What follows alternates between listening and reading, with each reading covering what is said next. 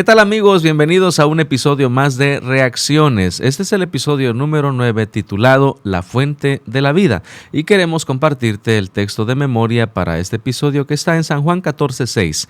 Yo soy el camino, la verdad y la vida y nadie viene al Padre sino por mí. Te invitamos a que puedas recordar que tienes una cita con nosotros todos los lunes en punto de las 7 de la noche a través de las plataformas oficiales en Facebook y YouTube como Adventistas del Norte de Chiapas y también en Spotify puedes encontrarnos. Así que amigos, no se pierdan cada episodio y esta ocasión doy la bienvenida al Pastor Roberto que está con nosotros. ¿Cómo te encuentras hoy? Muy bien, amigo, contento de saludar a todo nuestro auditorio y recordarles también que tenemos una pregunta clave. Es la siguiente: ¿qué podemos aprender del carácter del Padre a través de la vida de Jesús? ¿Qué podemos aprender acerca del carácter del Padre a través de la vida de Jesús? Te invitamos a interactuar en la caja de comentarios. Queremos saber tu opinión. Por supuesto, también nos gustaría saber desde dónde te conectas y que nos dejes tus saludos. Tenemos un equipo de personas que estarán allí esperando tu respuesta para interactuar también con cada uno de ustedes. Así que les invitamos para que también se unan a nuestro canal de WhatsApp. Ahora mismo en la pantalla o por ahí en algún lugar de la pantalla va a aparecer un código QR. Ese código QR usted lo va a escanear con su teléfono y le va a dirigir inmediatamente hasta nuestro canal de WhatsApp.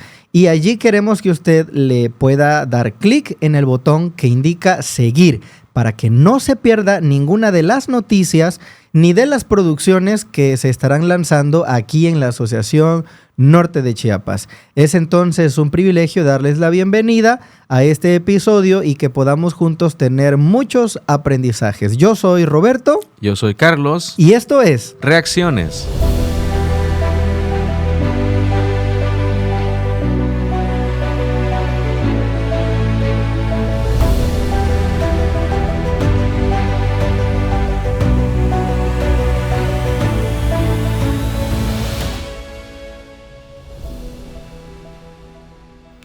Yo soy es una frase que nos lleva a recordar un concepto del Antiguo Testamento también usado por Moisés cuando se encontró con Dios y le preguntó ¿quién eres? Y me dicen ¿quién eres? ¿Qué nombre voy a decir? Y él usó la expresión yo soy el que soy. Y justamente en el texto de memoria que tenemos en este episodio encontramos la introducción en esta frase. Yo soy el camino, la verdad y la vida. Es una frase que llega a afirmar justamente la divinidad de Dios, su existencia previa antes del universo y que en este episodio nos permitirá contemplar también esas bendiciones espirituales para nuestra vida. Y Pastor Roberto, esto nos permite ir a la idea que tú vas a presentarnos a continuación. Y fíjate que vamos a comenzar hablando de la vida. En él estaba la vida, dice el apóstol Juan. Hay aquí algo bien curioso, un dato interesante que la guía de estudio nos presenta y me gusta la manera en cómo se enfoca esta idea por parte de los autores. Dice que Jesús era el originador de la vida como tal y en él subyace la autoexistencia eterna. Quizá es un concepto un poco complicado por estas palabras, pero en un lenguaje más sencillo diríamos que Jesús es la persona o el ser que tiene la vida original. A él nadie le concede la vida, sino que es suya, es su propiedad. Y en ese sentido, por ejemplo, el término zoe, que es la palabra griega, Pastor Carlos, aparece, dice, 36 veces en el Evangelio de Juan, que es en la sumatoria el 25% de las apariciones que tiene en el Nuevo Testamento. Es decir, en todo el Nuevo Testamento, un cuarto de veces la palabra zoe solamente aparece en el Evangelio de Juan. Entonces, es mucho decir, ¿no? Se le da bastante énfasis a este concepto que también está vinculado con la salvación. Tener vida en el aspecto físico, en el aspecto de la necesidad biológica, pero también en el sentido espiritual, en el plano de la salvación. Y acá, por ejemplo, también nos encontramos que la vida como salvación representa una nueva creación, porque la vida sucede en el momento que Dios crea. Él es el creador. Ajá. Y por lo tanto, entonces, Él concede la vida y ahora Él concede una nueva vida espiritual que también es una nueva creación que representa la salvación de cada uno de nosotros. Hay una pregunta acá también que yo quiero compartir contigo, Pastor Carlitos. ¿Por qué vino Jesús a esta tierra? Y hay algunos textos allí en el Evangelio de Juan. Es el Cordero de Dios que quita el pecado del mundo, así que vino a quitar el pecado. Con un propósito definido. Vino a traer vida eterna, resurrección, vida en abundancia. Él asumió el castigo que nos tocaba a nosotros para que nosotros pudiéramos tener la recompensa de la vida eterna. Entonces Juan está diciendo algo claramente. Nosotros merecemos morir, merecemos el castigo por el pecado. No es que cuando viene Jesús ya no lo merecemos, no, lo seguimos mereciendo el castigo, pero como Él decidió cargar con nuestra culpa, entonces ahora Él tiene el derecho de poder otorgarnos la vida. Y precisamente eso tiene mucho que ver con la pregunta clave que nosotros tenemos en esta noche, que repito para que podamos ahí interactuar. ¿Qué podemos aprender acerca del carácter del Padre a través de la vida de Jesús? Es decir, la vida de Jesús nos revela partes esenciales del carácter del Padre. Eso nos lleva entonces a la palabra de Dios y a las palabras de vida eterna. Claro que sí, Pastor Roberto. La idea que tú nos presentas sin duda nos deja las bases para que podamos nosotros comprender que Jesús mismo es la vida. Ahora, resulta que entre más se acercaba el momento final de la vida de Jesús, Él había dejado en claro su misión. Aunque algunos entendían y pensaban que Jesús tal vez había venido con un asunto político de derrocar imperios, no era ese su propósito. Y eso, Pastor Roberto, había provocado que algunas personas dejaron de seguirlo. El texto de Juan justamente hace referencia que algunos de los seguidores de Jesús habían dejado de seguir a Jesús. Y esto provocaba también que el grupo fuese reduciéndose. Es decir, los 12 obviamente no se contemplan, pero estaban siguiendo aún a Jesús. Y llegó el momento en el que esta situación, que ellos, por así decir, como que perdían popularidad, como que Jesús perdía seguidores, comienza a causar algunas preguntas, alguna incertidumbre. Y entonces Jesús se acerca a ellos y los aborda y trata de tener un diálogo para que ellos pudieran comprender justamente cuál es el propósito. Y entonces cuando Jesús les pregunta si ellos también lo iban a abandonar, Pedro responde de una manera interesante y él le dice: ¿a quién iremos? ¿A quién iremos? Porque Pedro nos presenta la oportunidad de aquellos que, siguiendo a Jesús, habían comprendido cuál era su misión. Y la expresión, Pastor Roberto, que ahora usa Pedro es: Señor, ¿a quién iremos si solo tú tienes palabras de vida eterna?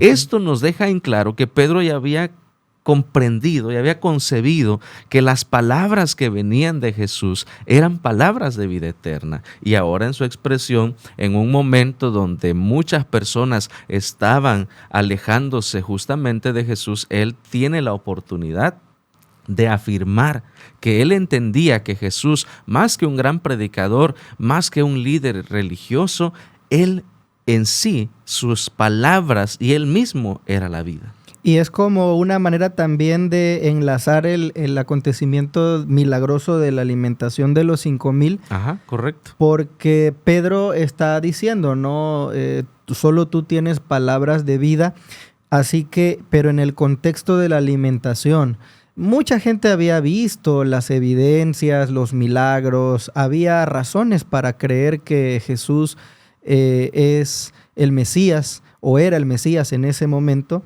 Y entonces como que el apóstol Pedro, Pastor Carlos, como que está diciendo, las palabras de Jesús son nutritivas, son alimento espiritual. Amén. Entonces en ese sentido yo creo que también es interesante. Y cómo nosotros recibimos la vida eterna, ¿no? A través de la fe, a través de escuchar la palabra de Dios. Entonces la palabra de Dios tiene el poder de transformar nuestras vidas. Y eso nos lleva entonces a la siguiente idea, que tiene que ver con el hecho de creer y experimentar un nuevo nacimiento. Ya el tema del nuevo nacimiento se ha visto con el encuentro que sostuvo Jesús con Nicodemo. Nicodemo, exactamente. Y allí se disipa un poco de las dudas de lo que implica un nuevo nacimiento. El nuevo nacimiento a través del bautismo, de creer en Jesús, la fe en Él. Y justamente eso es lo que nosotros podemos encontrar como una recomendación de 2 pasos en Juan 1, 12 y 13. Primero, creer en Jesús, creer que Él es el Mesías, que Él nos puede salvar. Amén. Y entonces, como resultado de ese creer activo, viene una obra de transformación grande a través del Espíritu Santo en nuestra vida, porque es Dios quien regenera nuestro corazón. Amén. Si nosotros estamos esperando cambiar por nuestras propias fuerzas, por nuestra propia voluntad, nos vamos a llevar un chasco. Vez tras vez vamos a darnos cuenta de que eso es imposible. El único que puede cambiarnos y desde el fondo es Dios. Es lo que dice el apóstol Juan, sobre todo cuando él menciona, Pastor Carlos, la acción del Espíritu Santo, que ahí en Romanos 8:16 menciona que el Espíritu es aquel el que nos va a convencer de que nosotros somos hijos de Dios. El apóstol Pablo allí escribe en la carta a los Romanos que el Espíritu Santo convence a nuestro espíritu de que somos hijos de Dios. Yo creo que esta cita refleja a cabalidad la obra del Espíritu Santo, porque de pronto, ¿cómo tú te das cuenta, pastor? ¿En qué momento tú te diste cuenta en tu vida que eras hijo de Dios? No sé si a lo mejor con esta pregunta ya te metí en aprietos. Creo que vivimos una experiencia personal cada uno de los que estamos aquí, pero es muy práctico entender en el contexto, por ejemplo, de la historia del hijo pródigo. Hay una expresión que se usa en esa historia que menciona que él volvió en sí. Uh-huh. Cuando nosotros nos damos cuenta que la obra del Espíritu Santo se produce en nosotros, es Dios el que crea en nosotros el querer como el hacer por su buena voluntad. Sin embargo, ahora en el contexto bíblico nosotros tenemos con nosotros al Espíritu Santo, y cuando el hijo pródigo usan esa expresión, volvió en sí, es decir, nosotros volvemos en nosotros mismos. Tú vuelves en ti, yo vuelvo en mí. Claro. Es decir, reacciono de ese error, y es donde el Espíritu Santo obviamente nos convence y nos lleva a ver a Jesús como la fuente de la vida. Quizá para las personas que nos ven y pueden decir, si tenemos ahí algún amigo de Esperanza que nos sintoniza y podrá decir, bueno, pero es que todos somos hijos de Dios. Sí, lógicamente que en la creación tenemos a nuestro Padre Celestial obrando maravillas y somos sus hijos, le pertenecemos.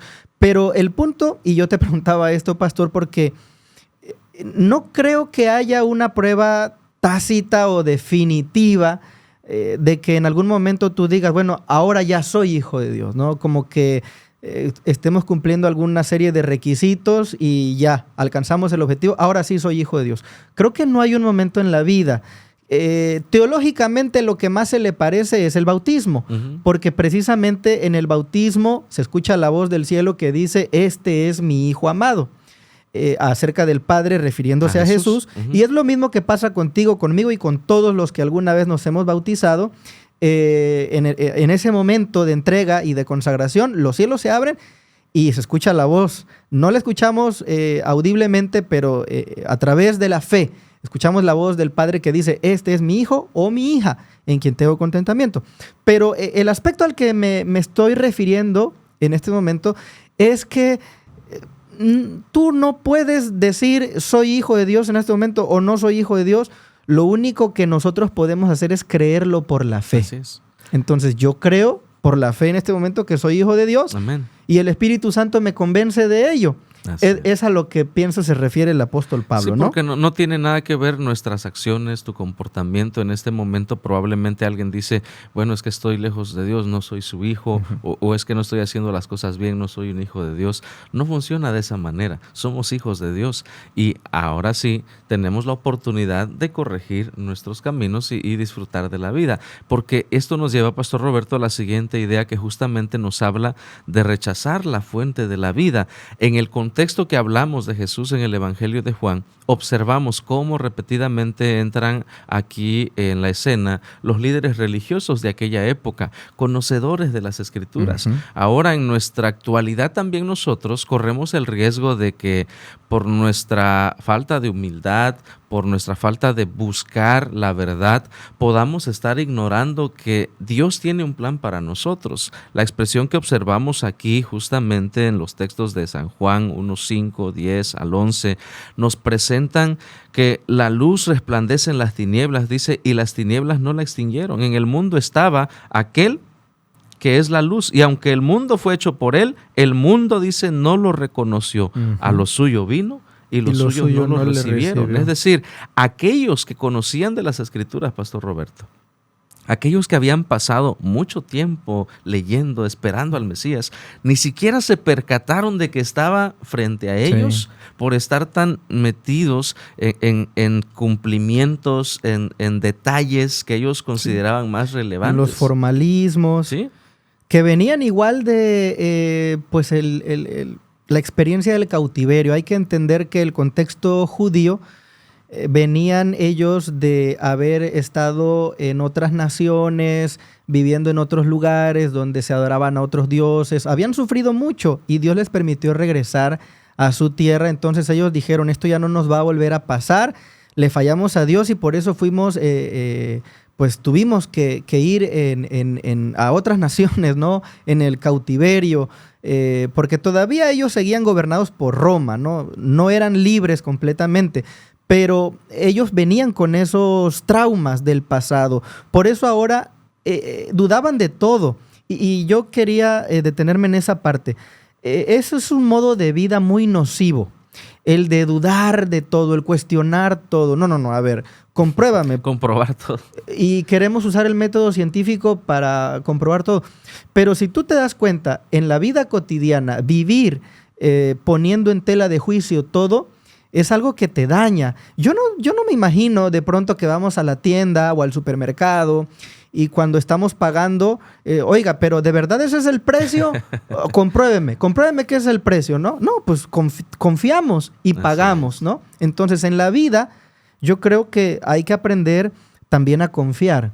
Y el apóstol Juan dice, hay que confiar en la palabra de Dios. Sí, y Pastor Roberto, fíjate que justamente en esta idea encontramos también un contexto del pasado, una historia del Antiguo Testamento que tiene que ver cuando al pueblo se le prometió la tierra prometida y ellos llegaron y enviaron algunos espías. Uh-huh. Y es interesante que 10 espías, sus respuestas fueron solo negativas. Ahora, Dios les había prometido que les iba a entregar esa tierra.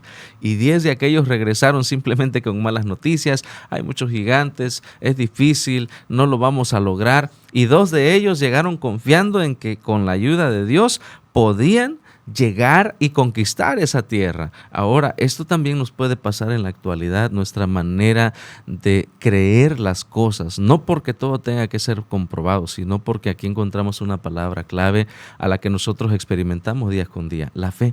La fe que es determinante y que también la falta de fe nos puede llevar a que todo sea cuestionable, todo sea dudas. Y no tiene nada que ver con el conocimiento. Claro. No tiene nada que ver con el conocimiento, porque los líderes religiosos conocían, claro. Los líderes religiosos sabían, entendían, pero no tenían fe. Y no estamos diciendo que se trate de confiar ciegamente. Exactamente. Hay argumentos, hay evidencias que la palabra del Señor nos da para que nosotros podamos creer. Y así llegamos entonces a la idea que tiene que ver con ese tema de la condenación, que es bastante polémico en algunos sentidos, porque muchas personas se atreven a decir, bueno, Dios es un Dios de amor, Él va a salvar a todos, porque de alguna manera Él va a expresar su amor y Él tiene que hacerlo porque Él es bueno, ¿no? Y cuando de pronto hay una idea contraria a eso, dice, no, entonces no creo en ese Dios, ¿verdad? Porque no creo que Dios sea bueno, cuando Él también va a hacer un juicio.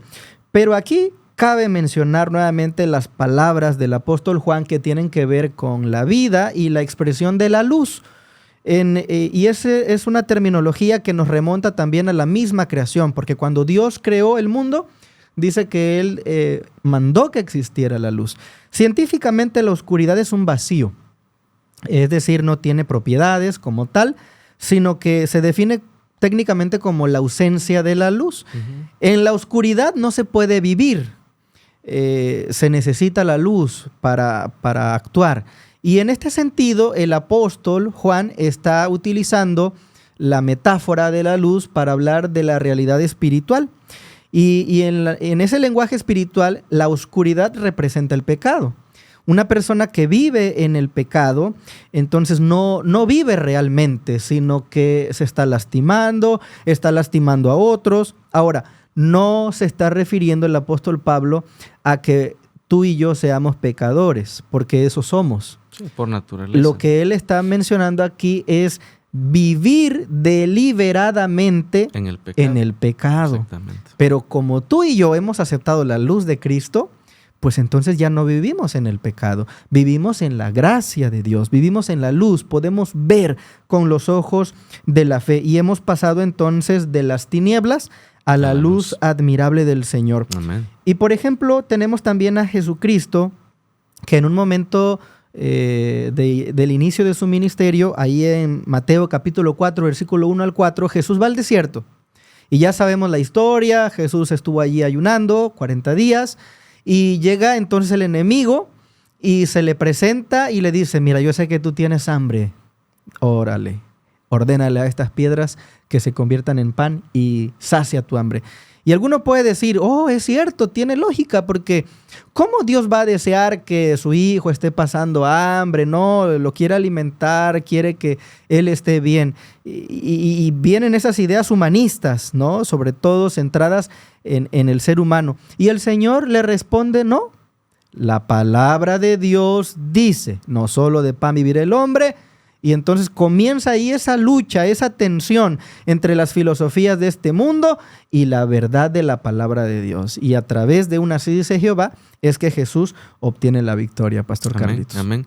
Sin duda, Pastor Roberto, las lecciones que podemos aprender son valiosas. Y esto nos lleva a una reflexión también muy personal, porque el hecho de hablar de Jesús como la fuente de la vida también debe llevarnos a comprender una cosa, que nosotros hoy día tenemos la oportunidad de escuchar. El Evangelio está siendo llevado a muchos lugares, por testimonios está predicando la palabra de nuestro Dios, y esto nos da a nosotros la oportunidad de conocer a quién es la vida. La misma oportunidad que tuvieron los líderes religiosos, la misma oportunidad que tuvo el pueblo de Israel al ser liberado, la misma oportunidad de creer en ese Dios la tenemos ahora, Pastor Roberto, y creo que es una oportunidad valiosa, creo que podemos aprovecharla, que estamos llegando al momento de poder compartir también nuestros emojis, nuestras respuestas. Y yo quiero comenzar, Pastor Roberto, y quiero invitar a todos nuestros amigos que están también a que puedan compartirnos sus emojis. El emoji, Pastor Roberto, que yo quiero compartir para reaccionar es el signo de igual. ¿Por qué? Porque como a través de Jesús conocemos al Padre, el que me ha visto a mí, ha visto al Padre. Amén. El reflejo del Padre es Jesús, y yo creo que si Jesús es amor, el Padre es amor. Si el Padre es amor, Jesús es amor. Y creo que ese emoji para mí representaría justamente el hecho de que la vida de Jesús, su ministerio, su dedicación, el bien por los demás, nos manifiestan en la expresión de un Padre. Ahora, yo ya soy padre también, y créeme que si hay algo que me queda claro, es que en la expresión de amar a nuestros hijos aprendemos también a entender a nuestro Padre. El amor del Padre. Hay reciprocidad, hay un principio de reciprocidad entre el actuar de Jesús y el actuar del Padre, un reflejo de su amor.